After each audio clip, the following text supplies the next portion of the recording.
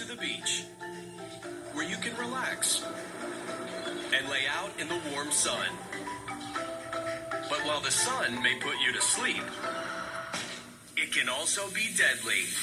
Your skin blisters with a nasty sunburn. Okay, now what are you going to do? Do you A, cool yourself down with a cold ice bath? B, slather on the skin lotion as soon as possible? Or C, take an anti-inflammatory pain medication? Think it through. Sunburns can be more dangerous than you realize. Second-degree sun blister burn. Wear sunblock, everyone. When we talk about rating burns, a sunburn when your skin is entirely pink is basically a first-degree burn. A second-degree burn occurs when you start to see blistering and sloughing off of the tissue in some degree. And then a third-degree burn is actually charring of the skin. Ultraviolet rays are something to be concerned about. Obviously, they cause sunburns when you are exposed for a long period of time. They can become deadly in the form of skin cancer. If you've had over 5 sunburns in your life, you've doubled your risk for the most dangerous form of skin cancer, melanoma. It's estimated that over a third of all Americans get sunburned at least once a year. And you just joined their ranks. So you think you know how to treat a brutal sunburn?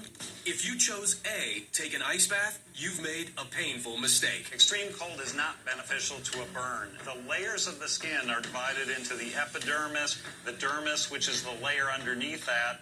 When you expose it to ice, it actually creates a surge of cold that separates the epidermis from the dermis. And so the burn can actually look and physically get worse with the extreme cold of an ice pack or an ice bath. As for slathering on lots of lotion, bad idea. Used in moderation, some lotion can be helpful, but you need to choose it carefully. Certain types of lotion are not really recommended. I've heard people putting on oil or butter, and this can actually exacerbate by irritating the skin, so you want to avoid those. The best thing to treat a sunburn with, good old-fashioned aloe vera.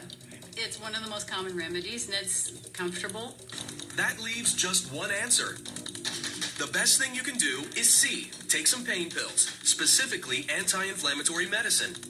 Pain management is actually a really good thing with a sunburn. Take anti-inflammatory medication like ibuprofen. It helps to slightly decrease the inflammatory response within the superficial skin layer. Another tip, hydrate. Drink lots of water. Make sure that you take in adequate fluids, either water or electrolyte-containing solutions, which help to essentially hydrate the skin. The body is fairly well equipped to deal with heat for a short period of time. After long periods of time, you quickly become dehydrated, and that can ultimately affect the buildup of toxins in your body and a number of other really negative side effects. When it comes to sunburns, prevention is key. So when you're out in a hot environment, very simple maneuvers are going to be your friend. So shade's going to give you a lot of protection against heat injury in the sun. Brimmed hats are going to give you protection. You want to wear light-colored, loose-fitting clothes so that you have some protection from sun and allow the sweat to evaporate. Best prevention, if you're going to be outdoors, is use a sunscreen. You're going to want to use a broad-spectrum sunscreen that covers UVA and UVB protection. The SPF value in a sunscreen is basically the filtering value. An SPF of 30, for example, only allows 1/30 of the UV radiation to penetrate into your skin. So the higher the SPF value, the better protection you have.